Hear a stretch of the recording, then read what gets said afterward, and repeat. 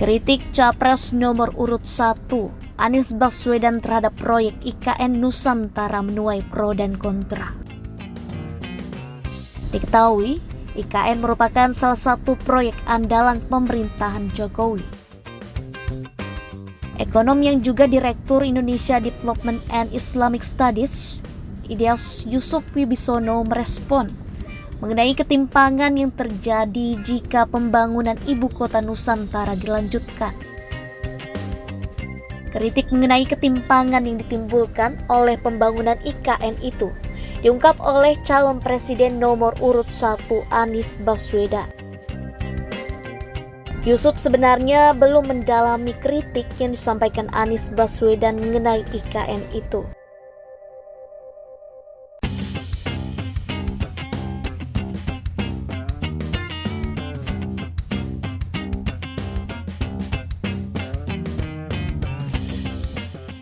Menurut dia, di Pulau Kalimantan secara umum wilayahnya masih tertinggal, kecuali beberapa kota besar seperti Banjarmasin, Balikpapan, dan Samarinda. Kemudian, tiba-tiba pemerintah menggelontorkan triliunan rupiah dana untuk membangun kota baru yang megah. Hal itu tentu akan ada ketimpangan.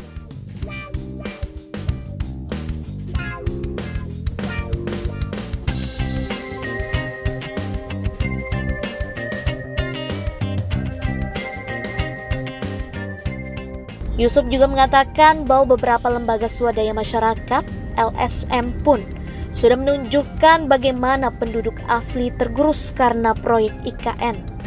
Yusuf tidak menyebutkan nama LSM yang dimaksud. Seringkali warga yang tergusur, kata dia, tidak mendapatkan kompensasi yang layak. Bahkan tidak mampu mendapatkan tempat tinggal baru yang layak dan seterusnya.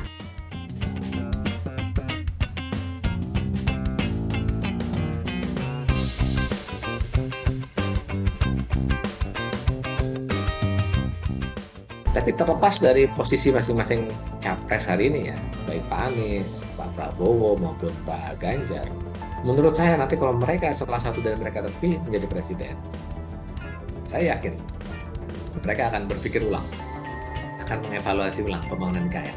IKN itu 2000 km dari Jakarta, 2000 km dari Jakarta, ya, 2000 km dari Jakarta.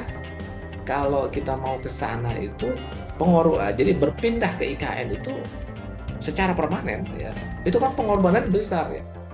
Orang secara permanen pindah dari satu tempat lain secara psikologis, secara teknis ya, itu dia butuh banyak pengorbanan ya. Jadi saya melihat resistensi dari jangankan dari ASN ya, jangankan dari masyarakat ya, ASN saja itu enggan berpindah ke sana, apalagi pejabat ya. Saya juga nggak yakin sebenarnya ini bener nih para menteri mau nih pindah ke IKN gitu ya, atau presiden gitu ya mau presiden pindah ke IKN. Saya nggak yakin ya, terus terang ya. Kemudian, untuk upaya menurunkan ketimpangan yang lebih substantif di luar Jawa, salah satu yang lebih mendesak itu adalah melalui pembangunan infrastruktur.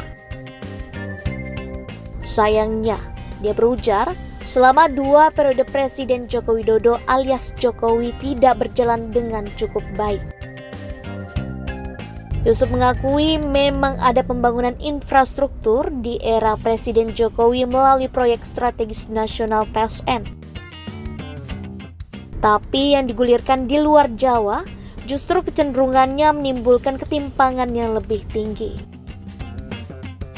Dia mencontohkan PSN hilirisasi nikel, di mana modalnya berasal dari swasta yang kebanyakan berasal dari Cina masuk dengan masif.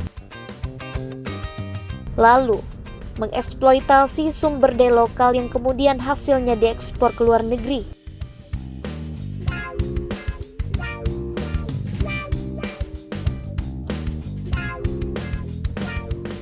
Bahkan, dia pun menyitir data Badan Pusat Statistik BPS yang mengeluarkan angka kemiskinan terbaru.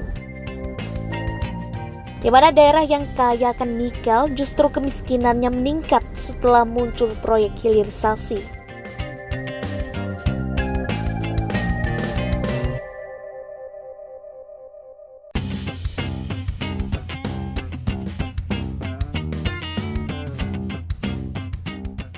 Sedangkan pembangunan IKN menurut Yusuf memang belum terlalu terbukti akan menimbulkan ketimpangan. Kecuali dari sudut pembangunan kota barunya ini yang mungkin akan terlihat mencolok, berbeda dengan wilayah sekitar.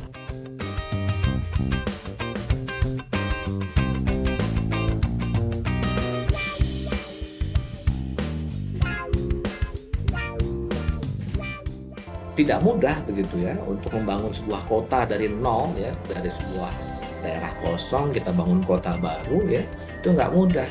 Dan membangun kota tidak sekedar membangun gedung-gedung, itu kekeliruan ya. Kita keliru kalau menganggap bahwa kalau sudah ada gedung berdiri, ada jalanan yang sudah membentang luas gitu ya, orang pasti akan datang.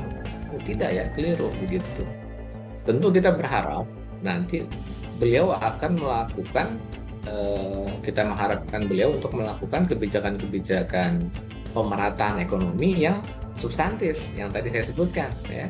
Misal ya, untuk Kalimantan aja misalnya ya. Sebenarnya kita punya sudah punya perencanaan, sudah ada nih perencanaan di pemerintah ya untuk yang namanya melakukan pembangunan Trans Kalimantan. Itu jaringan rel kereta api yang menghubungkan hampir seluruh pulau Kalimantan gitu ya, dari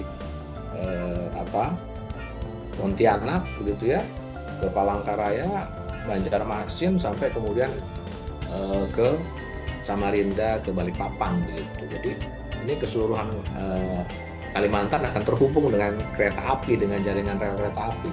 Itu kurang lebih sekitar 2.500 km itu ya. Kritik Anies Baswedan. Anies Baswedan menyampaikan kritik tersebut saat menjawab pertanyaan yang dilontarkan salah satu panelis dalam dialog terbuka Muhammadiyah bersama calon pemimpin bangsa. Acara itu digelar di Auditorium Universitas Muhammadiyah Surakarta, UMS Solo, Jawa Tengah, pada Rabu 22 November 2023. Acara itu diinisiasi pimpinan Pusat PP Muhammadiyah. Ketika tujuan membangun kota baru dan ibu kota baru adalah dengan alasan pemerataan, maka itu tidak menghasilkan pemerataan yang baru. Mengapa? Karena itu akan menghasilkan sebuah kota baru yang timpang dengan daerah-daerah yang ada di sekitarnya.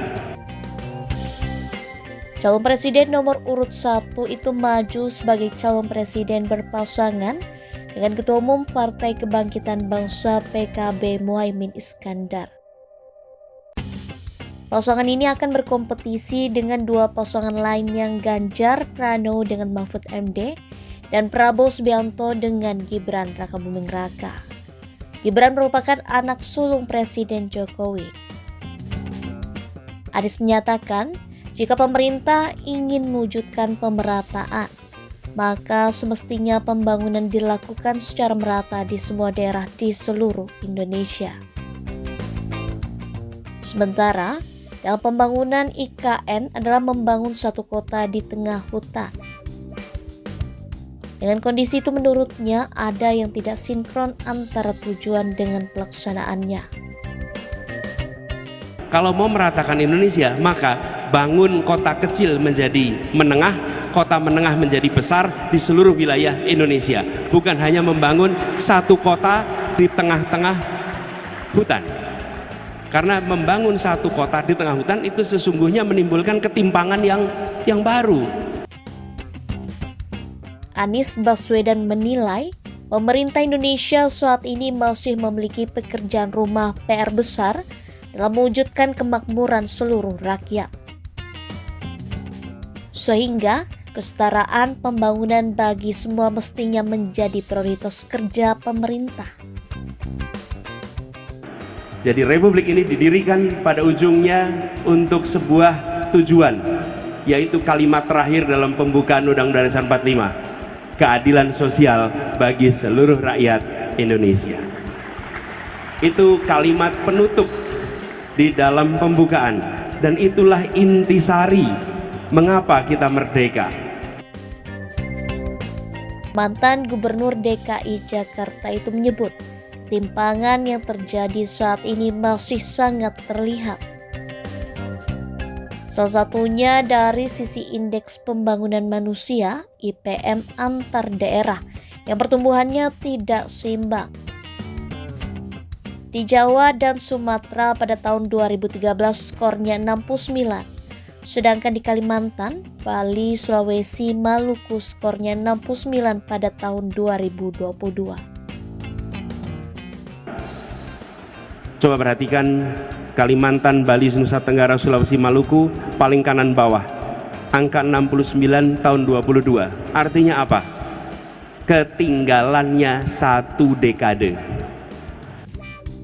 Karena itu ia menjanjikan prinsip setara dan keadilan bakal lebih diterjemahkan dalam berbagai macam kebijakan pemerintah.